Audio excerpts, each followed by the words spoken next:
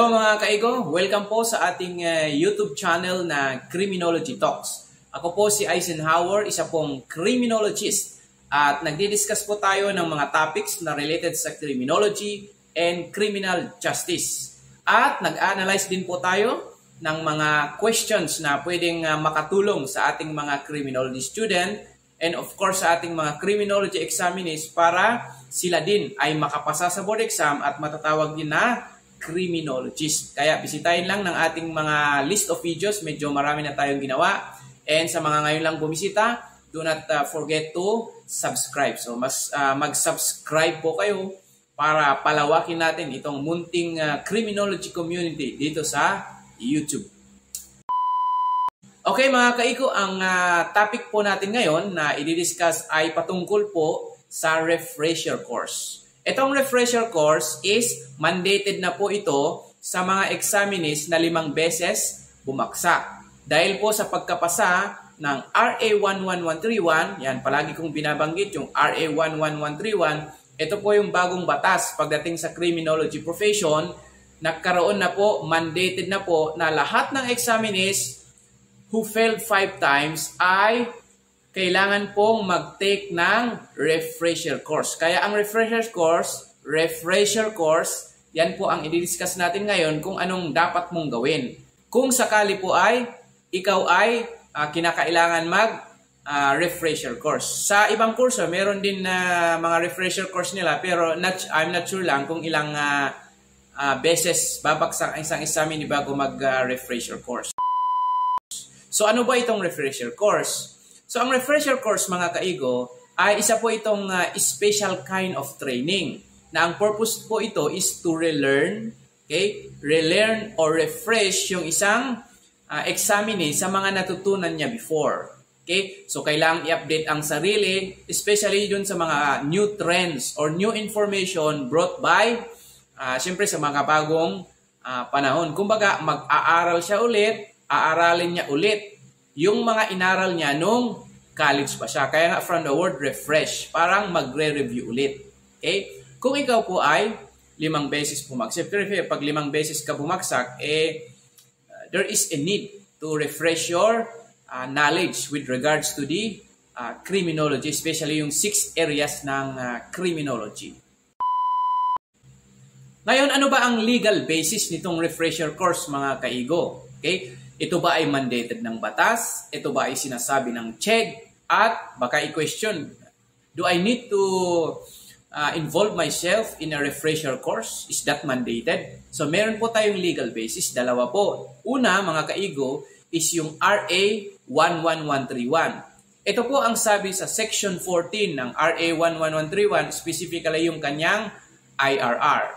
Those who fail the licensure examination for criminologists 5 times, whether consecutive yan or cumulative, must present a certification issued by a reputable institution duly recognized by the CHED that such applicant has satisfactorily completed a refresher course in criminology as a requirement for the application to retake the LEC or CLE na po yan ngayon.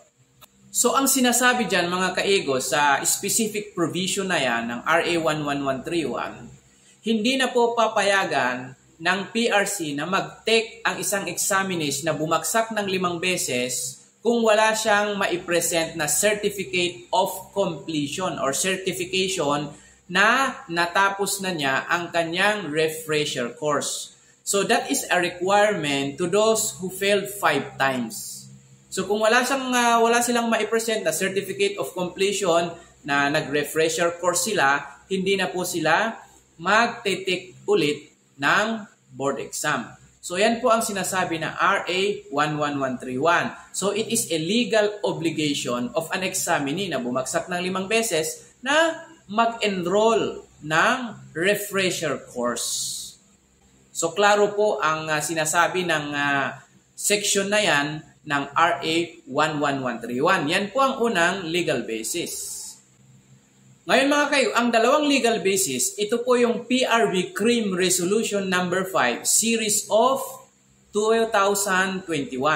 Ito po ang sinasabi. specifically sa Section 2, Rule 2. Those who have previously failed the LEC 5 times and shall not be allowed, shall not be allowed to retake the second LEC CY 2022 unless such applicant has completed the mandatory, tignan nyo mga kaigo, mandatory refresher course from any reputable HEIs or higher educational institution offering criminology program duly authorized by CHED and whose refresher course is duly accredited by the board.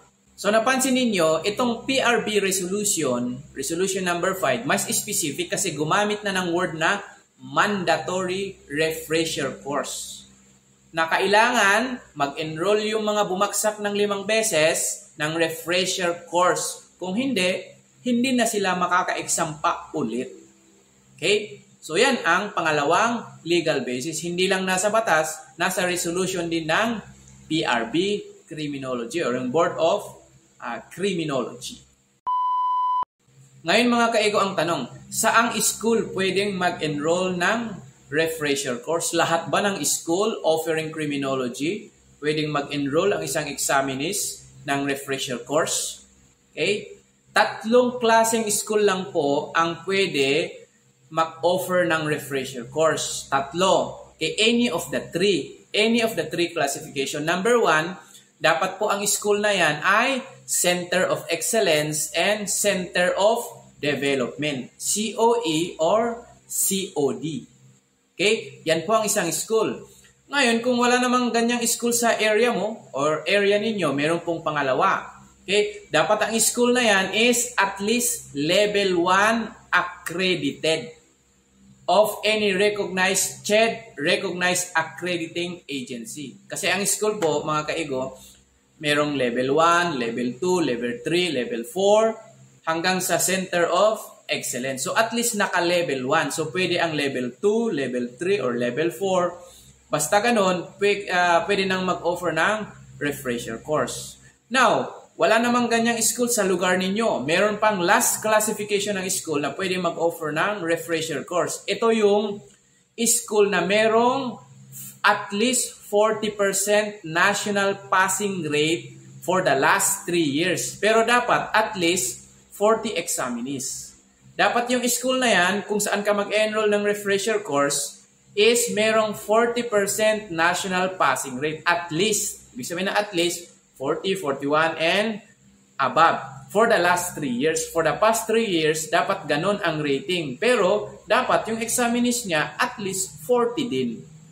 Okay? So, sigurado maraming ganyan na school. So, yan lang po ang 3 classification ng school na pwedeng mag-offer ng refresher course at pwede kang mag-enroll ng refresher course.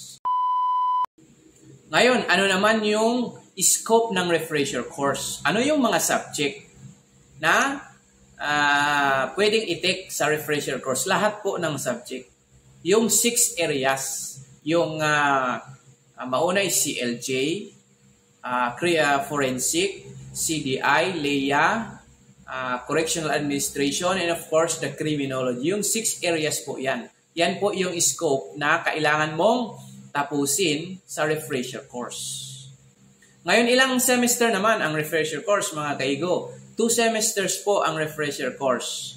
Kasi meron po yan 25 units. Okay? Ngayon, there is a specific unit sa mga area na yan. Siyempre, may lecture, may lab, ganyan. Pero, the student of that refresher course is given 2 years to finish refresher course. Binibigyan siya ng 2 years. Pero ang refresher course, 2 sem. Tandaan na, 2 years ang binibigay sa'yo para tapusin. At pagkatapos mo ng refresher course, yung school na yan, kung saan ka nag-enroll ng refresher course, ay bibigyan ka po ng certification. Ito yung Certificate of Completion. Ngayon, pag nag-apply ka na for board examination, okay, yan na po yung ipapakita mo as one of the requirements para ikaw po ay payagan na mag-board exam ulit. Okay, Certificate of Completion na mag-i-issue siyempre yung school kung saan ka nag-enroll. Pagdating naman sa ma-schedule ng refresher course, mga kaigo, bahala na yung school. It is the discretion of the school kung magkano ang bayad, kung ano ang schedule, kung anong gagawin. Okay? Pero lahat ng nabanggit ko, nasa policy po yan. Okay? Kung ilang semester, ilang units, and the likes.